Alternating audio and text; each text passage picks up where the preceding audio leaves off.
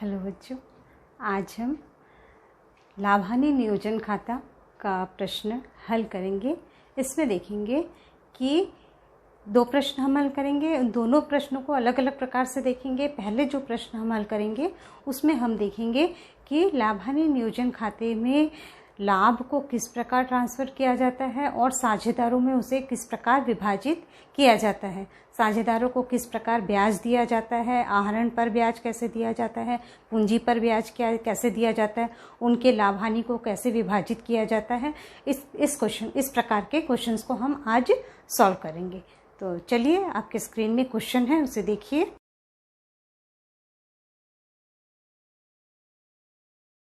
में हमें दिया गया है कि अनुभा और काजल दो साझेदार हैं। उनकी पूंजी 90,000 और 60,000 है। उन्हें प्रति माह वेतन 700 रुपये और 500 रुपये दिया जाता है। आहरण पर अनुभा का 8,500 रुपये और काजल का आहरण है 6,500 रुपये और आहरण पर ब्याज उन्हें 5% करके देना है। फर्म का लाभ है 45,000 और लाभ हानि अनुपात उनका 3:2 है। अब ये जो गिवन है, इस गिवन से हमको ये समझना है कि इस प्रश्न को हमें क्या करना है, कैसे हल करना है। तो सबसे पहले हमारे पास ये है, हमको इसमें लाभ हानि नियोजन खाता बनाने के लिए प्रश्न में आपको साझेदारों का पूंजी खाता बनाने कहा गया है। साझेदारों का पूंजी खाता बनाने बोला है आपको, ये हमको बनाना है।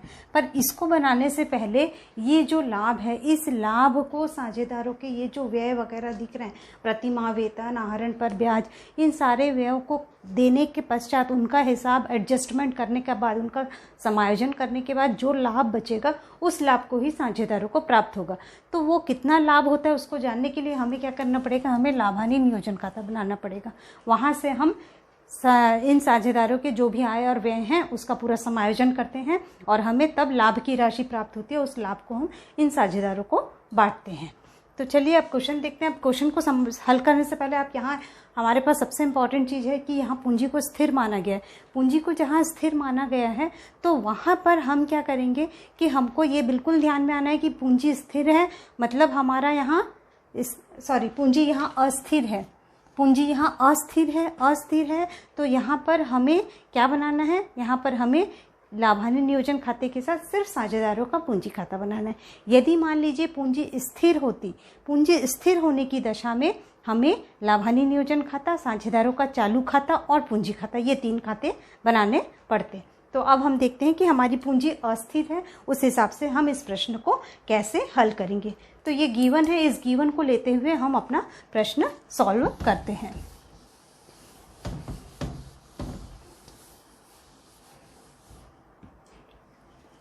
तो ये हमारा लाभ हानि नियोजन खाता है।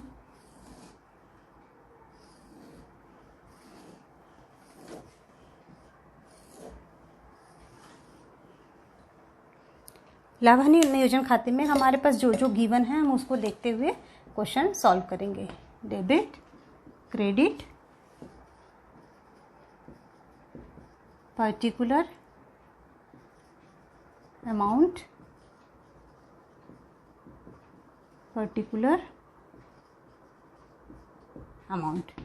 ठीक है। अब हम यहाँ पे, अब हमारे पास गिवन में सबसे पहले क्या दिया था, लाभ हानि नियोजन खाता, इसीलिए हम सबसे पहले क्या देखेंगे, हमारे पास लाभ है या हानि है। यदि हमारे पास लाभ दिया है तो हम उसको क्रेडिट में लिखेंगे और यदि हमारे पास हानि दिया है तो हम उसे डेबिट में लिखेंगे। तो यहाँ पर हमको लाभ दिया है कितना, 45,000, तो हम यहाँ पर क्या लिखेंगे,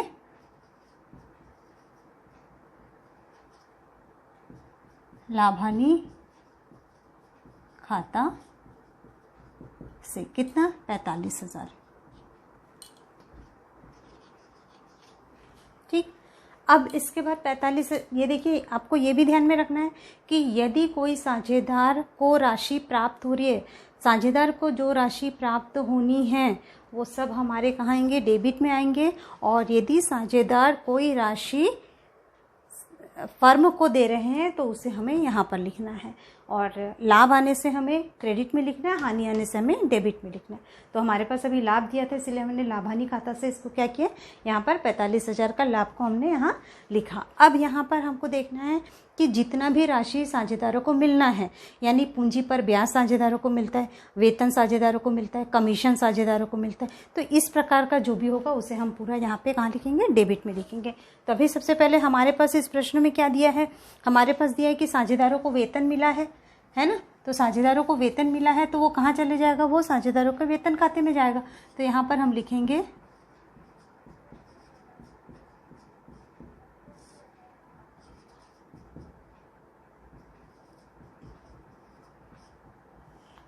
साझेदारों को वेतन खाता को। अब किस किस को मिल रहा है, यहाँ पे हमारे पास 2 साझेदार है, कौन कौन है, हमारे पास यहाँ पर साझेदार हैं अनुभा और काजल, अनुभा और काजल। ठीक, अब यहाँ पर देखिए कि अनुभा को कितना मिल रहा है। यहाँ पर हम थोड़ा सा कैलकुलेशन भी लिख सकते हैं, आप चाहे तो इसको बाहर भी कर सकते हैं, यहाँ भी लिख सकते हैं। तो हमारे पास अनुभा और काजल हैं, जिसे क्या प्राप्त हो रहा है, वेतन। ठीक है, तो अनुभा को कितना मिल रहा है, उसको 700 रुपये प्रति माह, मतलब 12 से गुणा करेंगे, और इसको काजल को 500 रुपये प्रति माह, तो उसे 12 से गुणा करेंगे।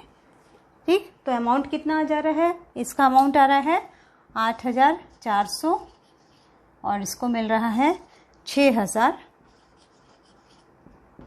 ठीक, आप इसको ऐसे भी लिख सकते हैं, या फिर आप इस वर्किंग नोट को बाहर दिखाइए और क्वेश्चन को यहाँ पे सीधा हल कीजिए।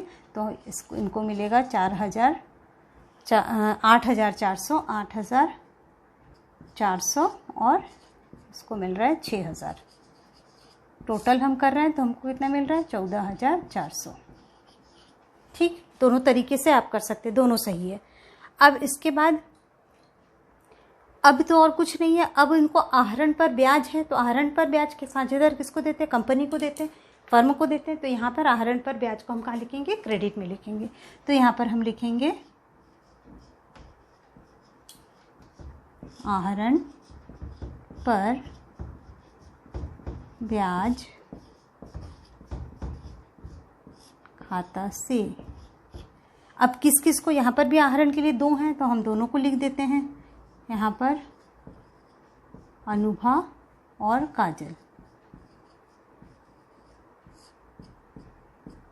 ठीक, तो अनुभा का कितना है कैलकुलेशन बताइए। आप देखिए, अनुभा को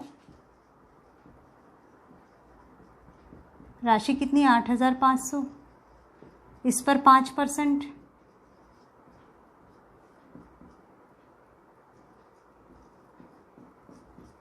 ठीक, और काजल को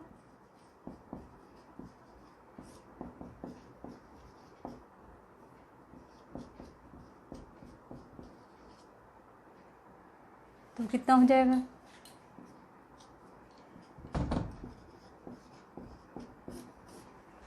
ठीक, कैलकुलेशन बराबर हो गया। देखिए आपको एकदम क्लियर है।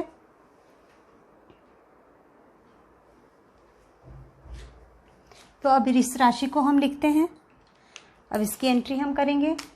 अनुभा को कितना दिए हम, 425 रुपये, और काजल को दिए 325 रुपये। अब इन दोनों को यदि हम प्लस करते हैं तो अमाउंट कितना हो जाएगा, 750 रुपये। ठीक, अब तो सारे लेन देन हो गए हमारे, अब कुछ भी हमारे पास बचा नहीं है जो हमको लाभान्वित नियोजन खाते में लिखना है। तो हम इसको क्या करेंगे, क्लोज कर देंगे।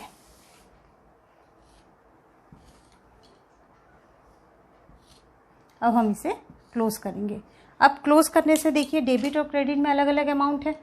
डेबिट में कितना आ रहा है, 45,750, क्रेडिट में केवल 14,400 है। तो हम क्या करेंगे, इस 45,750 से जो क्रेडिट में है माइनस कर देंगे 14,400 जो डेबिट में था। तो हमें कितना अमाउंट प्राप्त होगा, हमें अमाउंट प्राप्त हो रही है 50, 3, 1, 3, 31,350 रुपये हमें प्राप्त हो रहा है। इस 31,350 को हम कहाँ करेंगे, इसको अब हमको यहाँ लिखना है। 31,350 हमें यहाँ लिखना है। पर ये 31,350 किसके नाम से जाएगा, अब ये दोनों साझेदारों के नाम से जाएगा। तो यहाँ हम लिखेंगे साझेदारों का पूंजी खाता को। ठीक, किसका किसका है, अनुभा का है और काजल का है। अब इनकी राशि कितनी होगी, अब इस 31,300 है, इसे हम बांटेंगे किसको, अनुभा को और 31,350 को। किस किस को बांटना है, अनुभा को और काजल को। किस अनुपात में बांटेंगे, जो उनका लाभ हानि अनुपात था, तो उनका लाभ हानि अनुपात कितना था, 3:2 था, गिवन था ये हमको। तो हम इनका अनुभा को बांटते हैं 31,350 का 3/5। 3/5 कैसे, ये 3 है अनुभा का और इन दोनों को जोड़ने से 5 है। फिर आया 31,350, इसका है 2/5, सेम वैसे ही किए। अब इसको कैलकुलेट करते हैं, तो हम इसको कैलकुलेट करेंगे तो हमें कितना मिल रहा है, इसका मिलेगा हमें 20,900। आप डिवाइड कर दीजिए पूरा तो आपको, और इसको मिलेगा 10,450। आप एक बार टोटल करके भी देख सकते हैं, ये अमाउंट आ जाएगा। क्लियर हो गया। अब ये हमको इनको देना है, तो हम इसको लिखते हैं 20,900 और काजल को लिखते हैं 10,450। टोटल ये हो गया। और अब इसका टोटल हम लिख देते हैं, कितना हो गया, 4,5,750। क्लियर हो गया। चलिए अब हम, ये हमारा फर्स्ट पार्ट हो गया। ये हमारा वर्किंग नोट है, इसको हमको खाते को बनाने नहीं बोला है, लेकिन हमको ये वाली अमाउंट चाहिए, ये जो अमाउंट है ये चाहिए, इसीलिए हमको ये पूरा बनाना पड़ रहा है। अब इसके बाद हम क्या बनाएंगे, अब हम बनाएंगे साझेदारों का पूंजी खाता। तो देखते हैं, चलिए हमारा कैसे बनता है साझेदारों का पूंजी खाता। साझेदारों को जो भी पूंजी दी हुई है उसे हम क्रेडिट में लिखते हैं। तो यहाँ पर हम क्या लिखेंगे, साझेदारों का पूंजी खाता, इसीलिए हमारे लिए ये शेष लाया गया। कितना शेष था, अनुभा को 90,000 था और काजल को 60,000 था। हो गया। अब यहाँ पर इन साझेदारों को जो भी राशि प्राप्त होगी, अब यहाँ पर इनको क्या प्राप्त होगी, इनको प्राप्त होगी वेतन। तो हमने क्या लिखा था यहाँ पे, साझेदारों का वेतन था, तो यहाँ पर हम लिखेंगे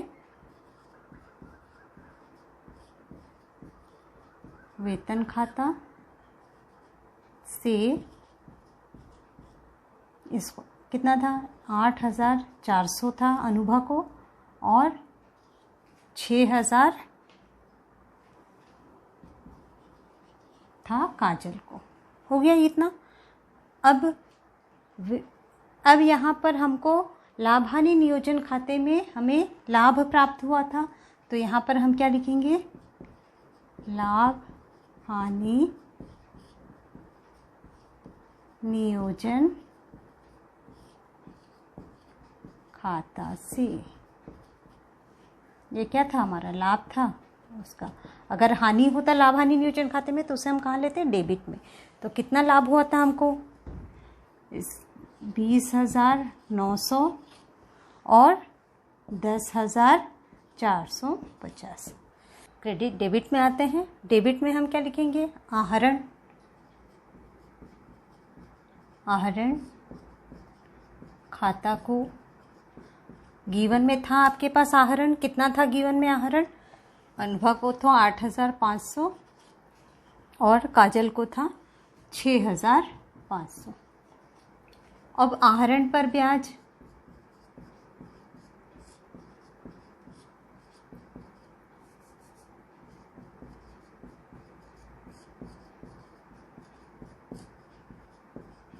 लाभ हानि नियोजन खाते में हमने आहरण पर ब्याज लिखा था 425 रुपये और 325 रुपये।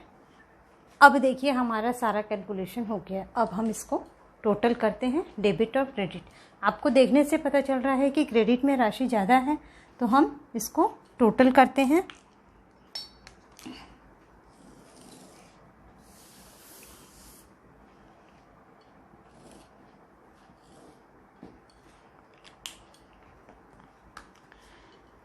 तो 90,000 प्लस 8,400 प्लस 20,900, तो हमें मिलेगा 1,19,300। और 60,000 प्लस 6,000 प्लस 10,450, तो हमें मिल रहा है 76,450। ठीक, अब यहाँ राशि कम है, यहाँ ज़्यादा है, तो हम क्या करेंगे, यहाँ से इसको माइनस करेंगे। तो देखते हैं अनुभा का कितना हो रहा है। अनुभा का 119300 ये क्रेडिट में था, और डेबिट पे कितना हो रहा है, डेबिट में हो रहा है 8925 8,925 रुपये। अब इसको हम माइनस करते हैं, ये इसका डेबिट का है, जो कम है उसी को माइनस करेंगे। कितना हो रहा है देखिए, यहाँ मिल रहा है 5,10375 किसका, अनुभा का। ठीक, और काजल का कितना हो जाएगा,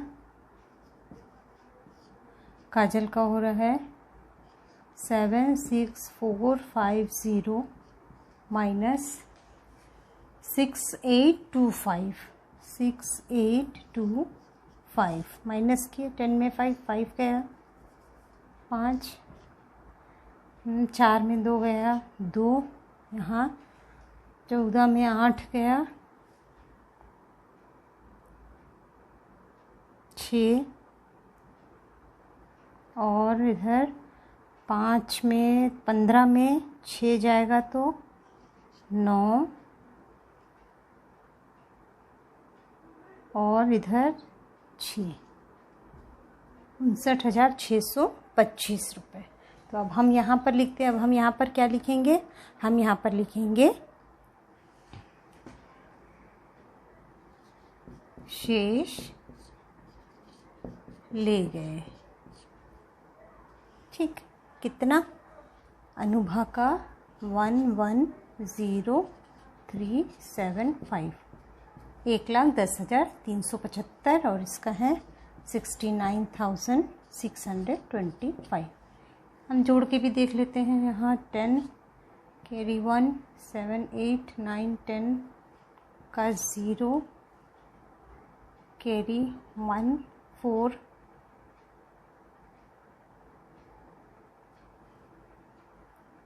3 9 1 1। ठीक, और इधर आता है 0 5 4 6 7। ठीक, तो ये हमारा क्वेश्चन सॉल्व हो गया। ठीक, चलिए अब हम अपना नेक्स्ट क्वेश्चन करते हैं, जिसमें साझेदारों को गारंटी देने की बात कही जाती है। यानी वहाँ पर साझेदार, यदि किसी कोई नए साझेदार का साझेदारी फर्म में प्रवेश करता है, तो साझेदार आपस में उसको एक आश्वासन देते हैं कि आपको मिनिमम कम से कम इतना लाभ हर वर्ष मिलेगा। ठीक, तो इस प्रकार का प्रश्न होता है, तो हम कैसे इसको सॉल्व करते हैं।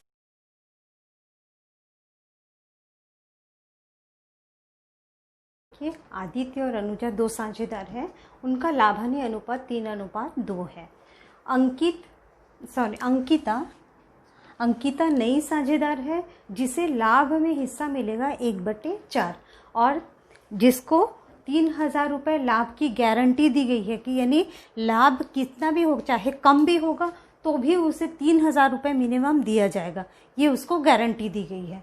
आदित्य एवं अनुजा का लाभ हानि अनुपात पूर्ववत रहेगा। कब, अंकिता के प्रवेश करने के बाद उन लोग 3 साझेदार हो जाएंगे।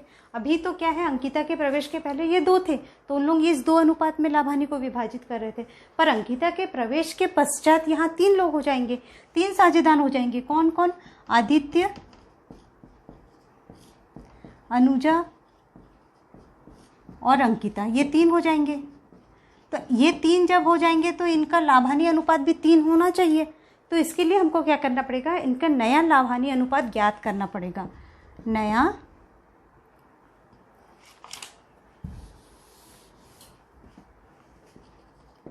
आदित्य, अनुजा और अंकिता, इनका लाभ-हानि अनुपात ज्ञात करना है। तो ऐसी स्थिति में हम 3 लोग हैं, तो अब अंकिता को कितना बोला था, उसने बोला है कि उसे लाभ में 1/4 भाग मिलेगा। तो हम यहाँ पर ये बोलते हैं, मान के चलते हैं, माना कि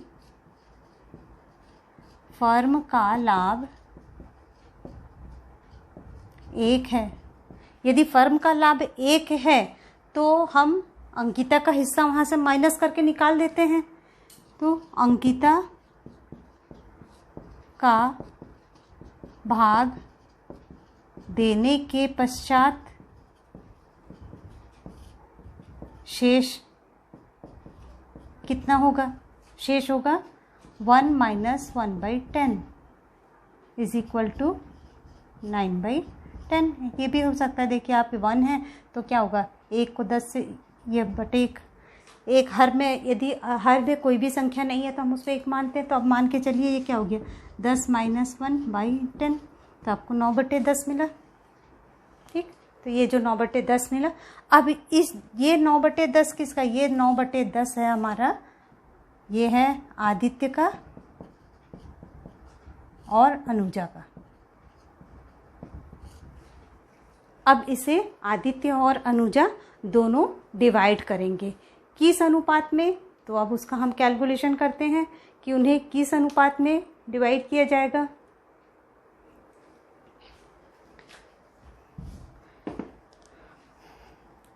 तो आदित्य का जो हिस्सा है वो पूर्ववत रहेगा, मतलब उसका जो भी अनुपात होगा वो इसी अनुपात में होना, 3:2 में ही होना चाहिए।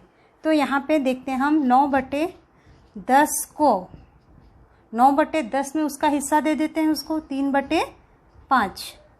3 में 2 को जोड़े 3/5, तो उसका हिस्सा कितना मिला, 9 तिया 27 और 50।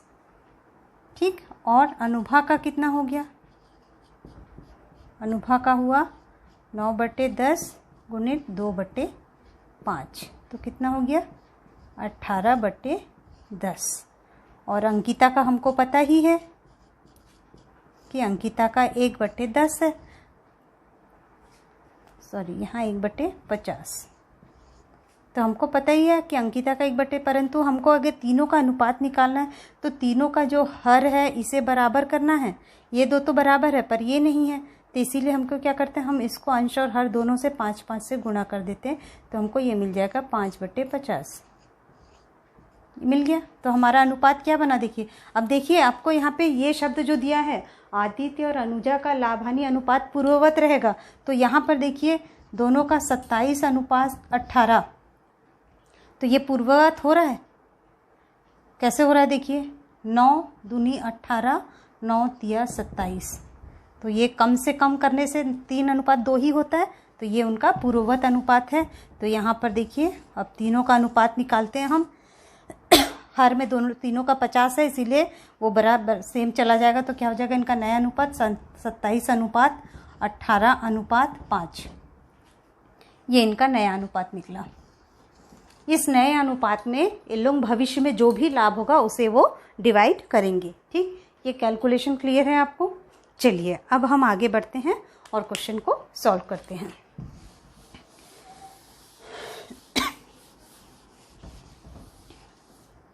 अब हमको इसमें केवल लाभ-हानि नियोजन खाता बनाना है।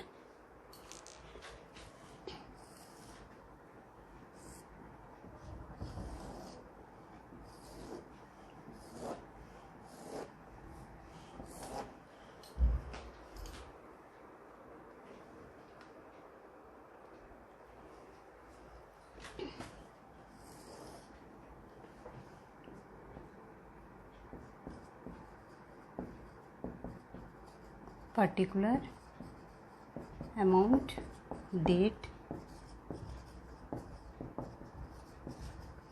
Particular amount debit credit. ये हो गया हमारा लाभ हानि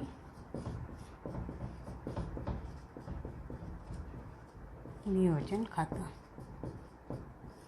ठीक, अब हम इसको बनाते हैं। अब हमारे पास देखना है कि हमको सबसे पहले लाभ क्या मिला था। तो प्रश्न में हमको गिवन क्या था, लाभ 20,000 था।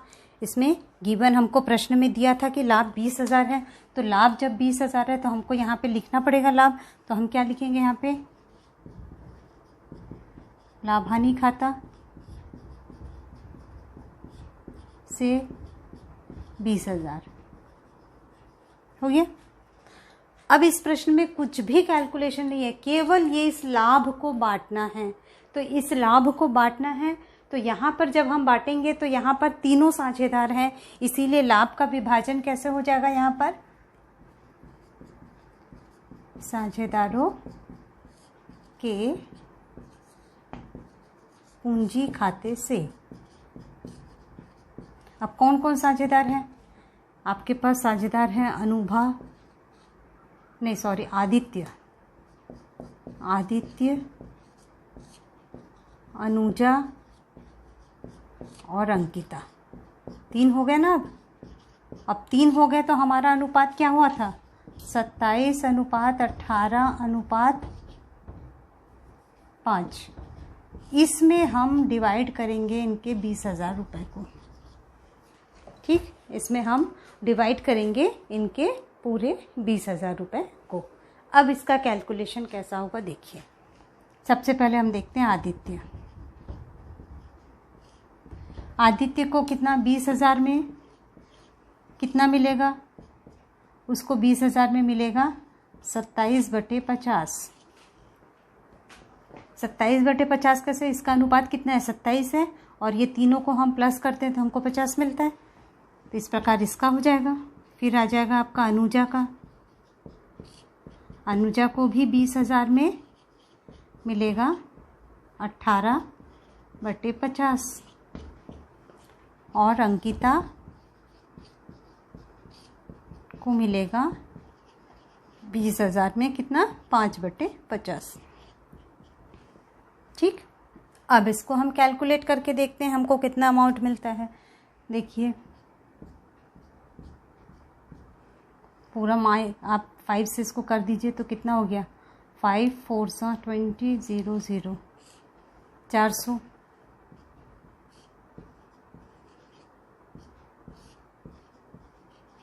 ठीक, और अब इसको गुना कर दीजिए, 400 को 27 से गुना कीजिए तो आपको मिलेगा 10,800, और इसे मिलेगा 7,200, और मिलेगा इसको 2,000। ठीक, इतना राशि इन तीनों को प्राप्त होगा। अब यहाँ पे सोचने वाली बात है, क्या चीज़ को ध्यान देना है, देखिए यहाँ पे हमको ध्यान देना है कि अंकिता को जो 2,000 मिल रहा है, अंकिता को जो 2,000 मिला है, अंकिता को क्या बोले थे, कम से कम 3,000 देंगे। तो अंकिता को और कितना देना है, प्लस 1,000 और देना है अंकिता को। ये 1,000 कौन देगा, ये 1,000 ये दोनों यहाँ से देंगे। ठीक, पर अब कैसे देंगे, तो अब इसका फिर कैलकुलेशन हम देखते हैं कि कैसे देंगे। तो यहाँ पर आदित्य 1,000 का उसका जो अनुपात है कितना है, 3/5 उतना ही देगा, और अनुजा भी 1,000 में से उसका जो लाभानी अनुपात था पुराना वाला वही देंगे। ठीक, तो कितना हो गया, ये कट गया तो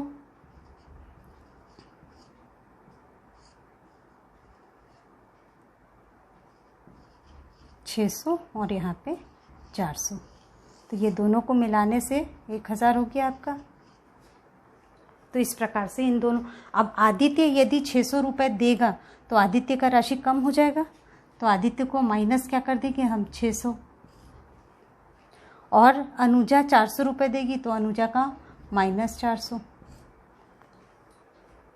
ठीक, तो अब इसका कैलकुलेशन हमारा एकदम क्लियर बनता है। अब देखिए, अब इसके अनुसार अब इसका हम देखते हैं आदित्य को 10,000 में से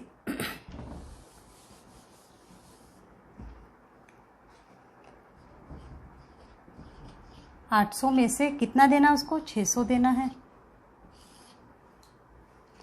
और इधर 7,200 में से उसको कितना देना है, 400। और इसका 2,000 है, तो ये 2,000 वो 1,000 रुपये इन लोग दोनों का 600 + 400 प्राप्त हो गया। तो ये क्लियर हो गया आप लोगों को, कैलकुलेशन एकदम पूरा क्लियर है। अब इस कैलकुलेशन के बाद हम ये अमाउंट को यहाँ पर एंट्री करते हैं। तो चलिए हम अपना एंट्री करते हैं। साझेदारों का पूंजी खाता, आदित्य का कितना होगा, आदित्य का होगा कितना, 10,800 में से यदि हम 600 घटा देते हैं तो आदित्य को कितना मिलेगा, 002 10,200। तो आदित्य को 10,200, ठीक। फिर वैसे ही अनुजा को कितना है, 7,200 में से 400 माइनस कर दो, 6,800। तो अनुजा को मिलेगा 6,800 और अंकिता को तो 3,000 ही मिलना है, ठीक। अब इस प्रकार से हमारा ये खाता क्लोज होता है। और अमाउंट कितना आएगा देखिए, 20,000 है, इधर भी 20,000 बनता है। 10, 8 और 2 10 हासिल 1, 10 और 1 2 हो गया 20,000। तो ये हमारा क्वेश्चन कंप्लीट होता है। ये बहुत इंपॉर्टेंट क्वेश्चन है बच्चों, ये आपके एग्ज़ाम पॉइंट ऑफ व्यू से बहुत मोस्ट इम्पॉर्टेंट क्वेश्चन है। ये प्रश्न 2019 में एग्ज़ाम में आया है, तो इस प्रकार के प्रश्न आपको और आ सकते हैं। Okay, thank you.